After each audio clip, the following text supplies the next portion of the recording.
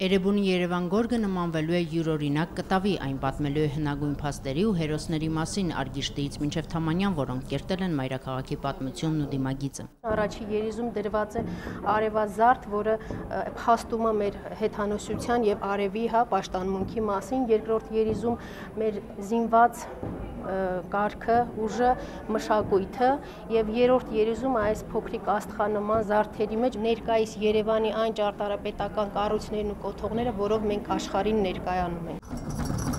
Գորգը գործվելու է բրդյա թելերով, դրանք ներկված են բնական հումքով, ընկույզի, նռանկեղևով, տորոնի արմատներով ու անթառամով, 3 մետր 40 սանտիմետր լայնքով եւ 7 մետր երկարությամբ գորգի պատկերները կամբողջացնեն 9.450.000 հանգույցները։ 1.5 տարի գորգի վրա կաշխատեն նույն գորգագործները, որ ձեռագիրը չփոխվի։ 45 տարվա ստաժ ունեմ արդեն գորգագործության, սովորել եմ մի մեծ քրոջից 6 տարեկան հասակում։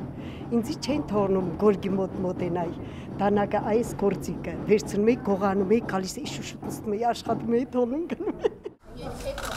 Գորգագործ կանանց երգով ու հմուտ ձեռքերով կապվեցին Էրեբունի Երևան գորգի առաջին հանգույցները։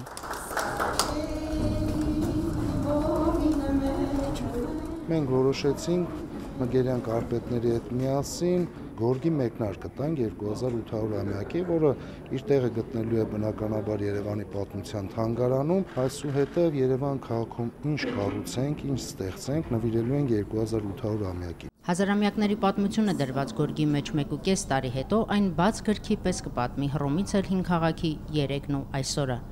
Լիանա Կարապետյան, Հովհաննես Քյոսեյան, օրակարգ։